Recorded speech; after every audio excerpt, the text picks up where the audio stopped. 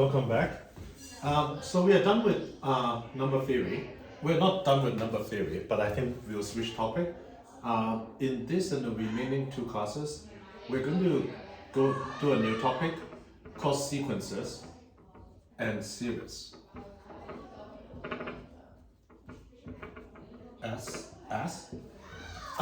Before we talk about mathematical definition, so I'm going to just begin with some example. So S1 is going to be intro, and I'm going to just use a few examples. So 1.1 is some examples. So the first example goes like this. So we have one cake,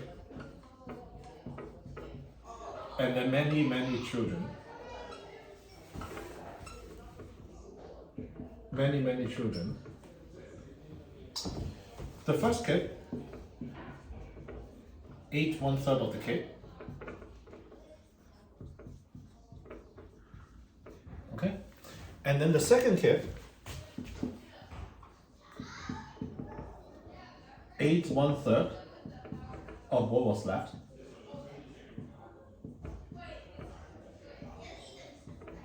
And so forth. So first kid ate 1/3, second kid ate 1/3 of what was left, and then the third kid also ate 1/3 of what was left, and so forth. So the question is, how much cake did the eighth kid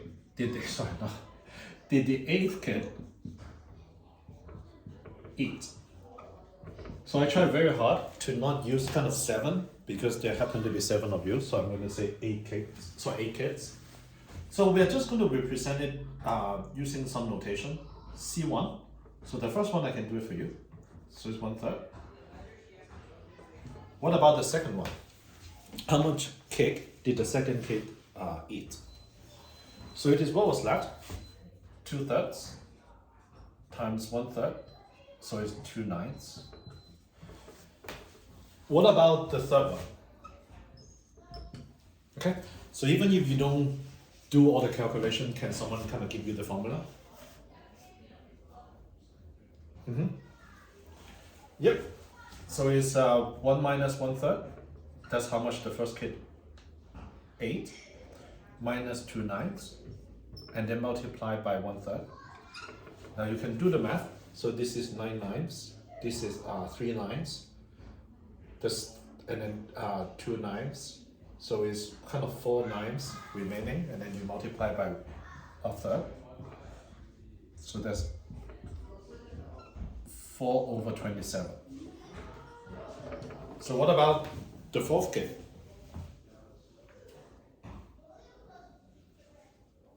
Yeah, pretty much you already, I was going to kind of ask this question after I write it out. You got the formula minus all the cakes that have been eaten and then multiply by 1/3. And as you pointed out, you already see a pattern. This is A/81. So obviously, you can kind of prove it. But if you look at the 8th kid, how much did he eat? You can basically see the pattern. The fourth one is 2 to the power 3. This is 3 to the power 4. So similarly, you know this is 2 to the power 7 over 3 to the power 8. So now if I ask a different question, how much cake had been eaten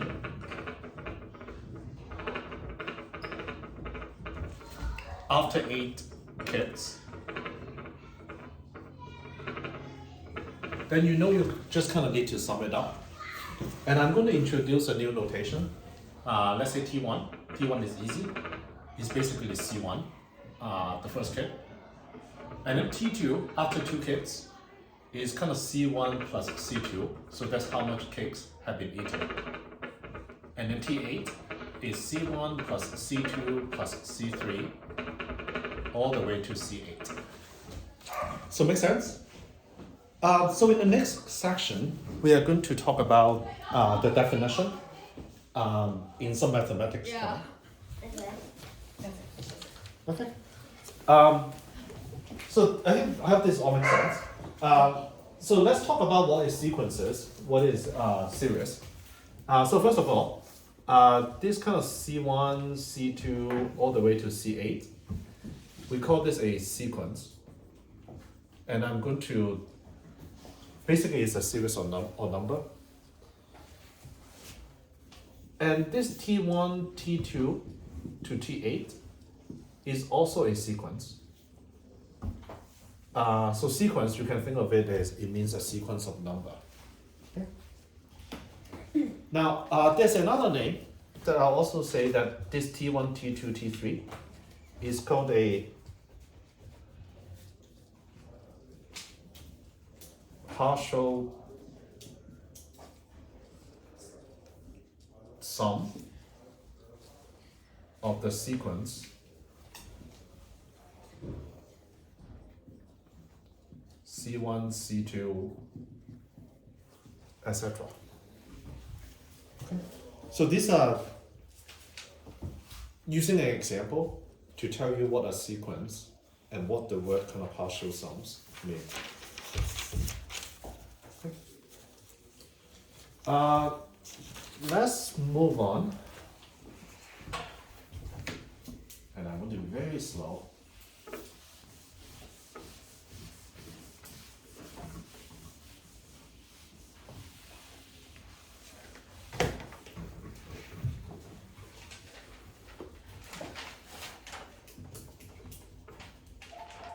We already know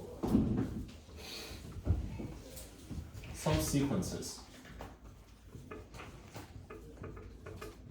I'm going to give a few examples. So one of them is Pn. We can think of it as the number of partitions of integer n. What is P0?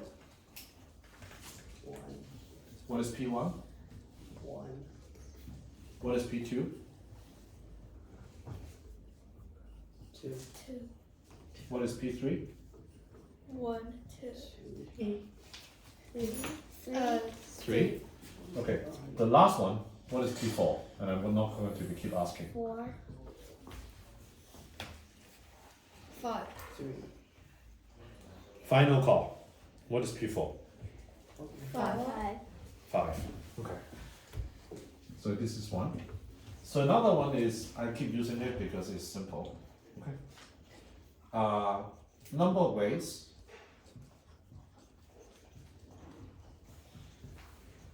to choose a K member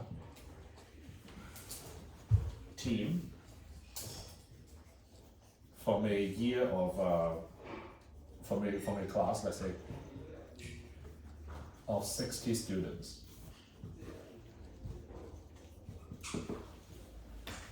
Okay. If I call it, let's say A, 0, choosing 0 member from a class, I can tell you is there's one way to do it, which is not choosing anyone. How many ways are there to choose a one-person team from a class of 60 people? 60. 60? Okay. What about choosing 2 people?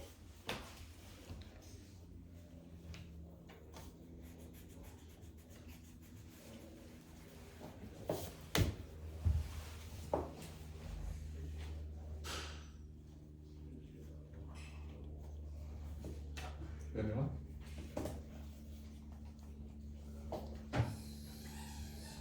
1770. 1770. Okay. I hope the way that you get it is basically this is 60, choose 1. This one is 60, choose 2. again, for those who were not in the quantum math circle class, so there are many different notation for this. Some people like to write it like this. There are many, and some people like to write it like this. Okay, but it's basically there's a formula basically to choose. And finally, how many ways are there to choose 60 people? One. One. Yeah. Okay. So so this is from the previous screen, if you will. I'll just click erase it. So I'm using this example to try to illustrate another few points. So first of all, many useful sequences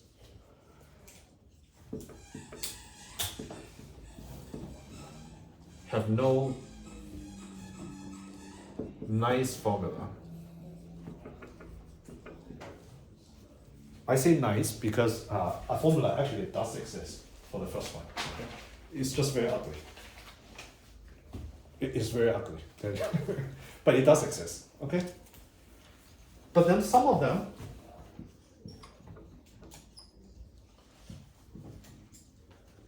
have a nice formula. Okay, so that's one.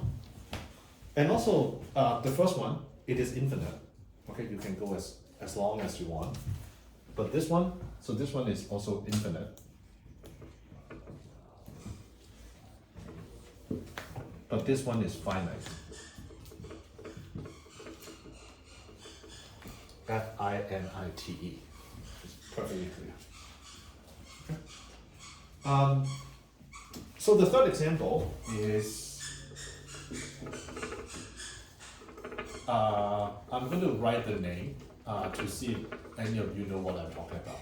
The king, the con artist, the chessboard,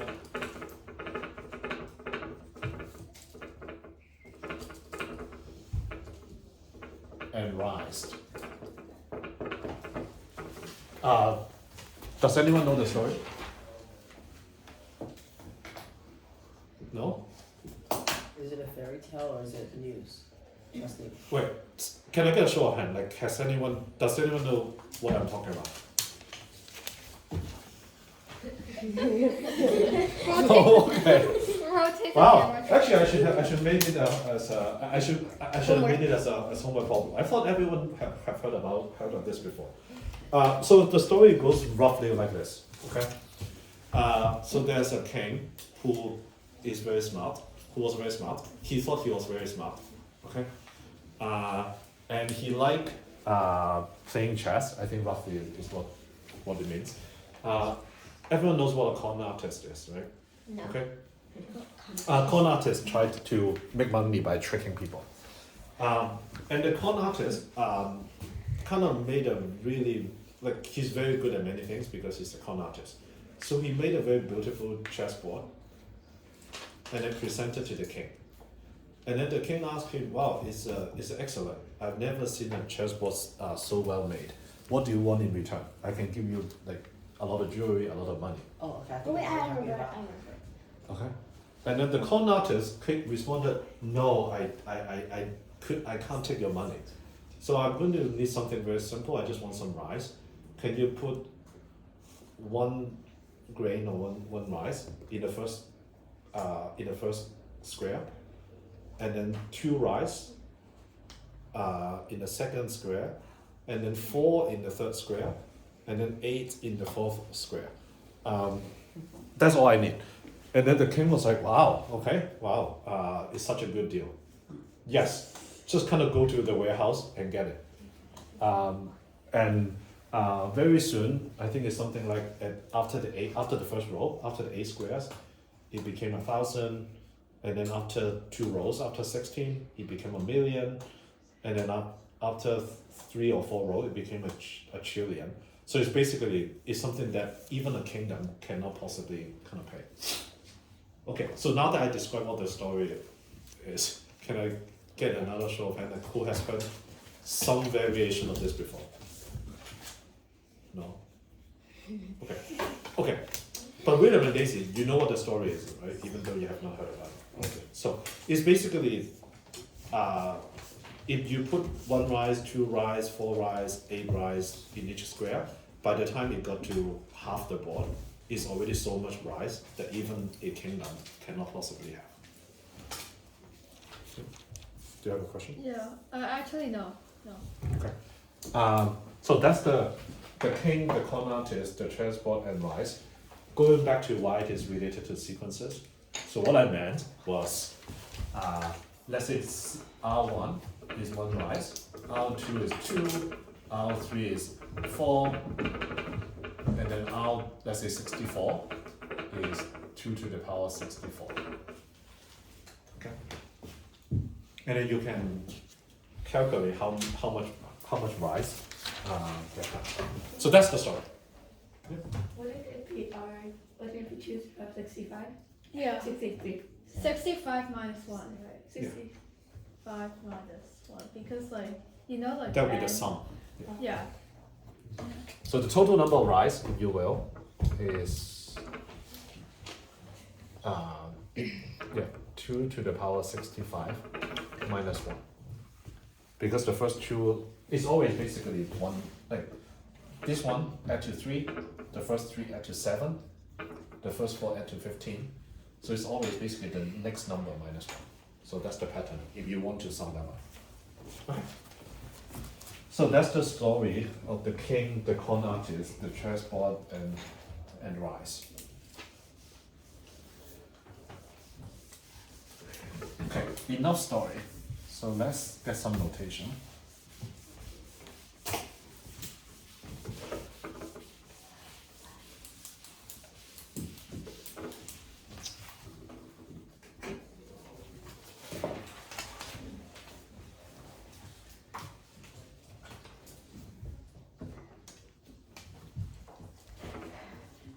Notations and definition.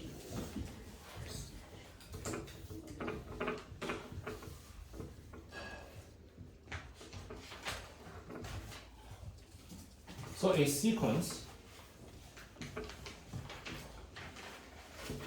is an ordered list of numbers. So usually the most popular one is A, B, using the letter A and B.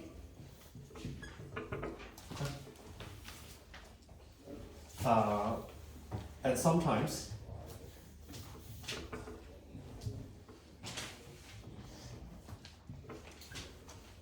the index can start at 1. So meaning some people like, in some places it's B1, B2, B3. So all I'm saying is like different sequences. The one who define it, meaning when you do your homework, you can basically call the first one 0, or you can call the first element 1, okay? Now, so this is a sequence. So another notation to refer to the entire sequence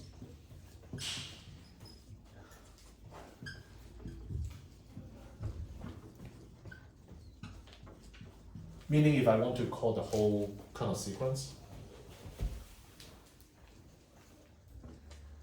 we will call it AN, put a parenthesis, and say let's say n is greater than 0. Or you can call AN and say the index n is an element of natural number. Again, if you were in the quantum quadratic circle, so this means kind of n is an element of this n, and n, this is a standard math notation. So n means the set of integer starting with 0. So this is called the set of natural number.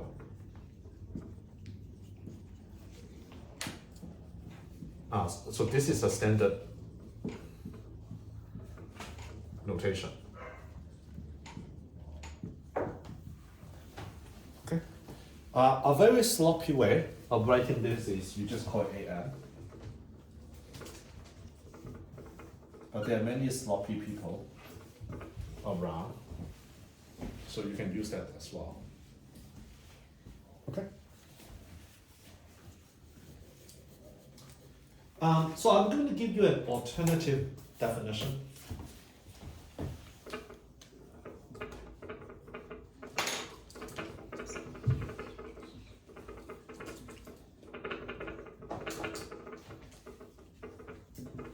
You can also think of, you can also define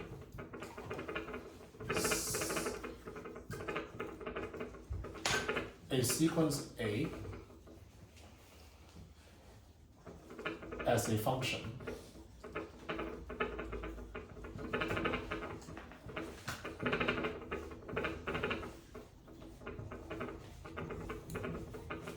So remember in the beginning of, I believe, last class, we talked about what a function is. A function is mapped from a set to another one. So what this is saying is you can also call A as a function that map a natural number, which is its indexes, to, this is another notation. This basically means all decimal numbers. There's another term for it, it's called kind of real numbers. Again, this is also a standard notation. But very few people would write a sequence as a function. But you can, if you do it like this, you can basically call A0 to be something, A1 to be something.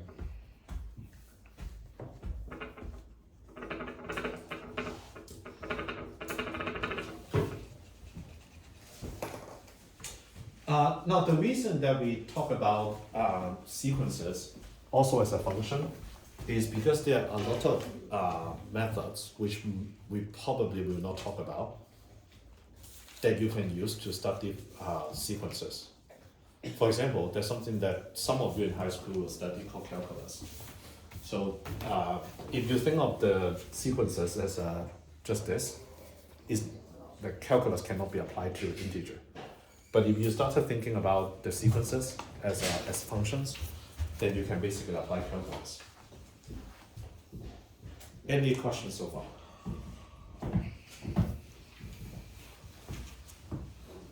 No? Yeah, but yeah.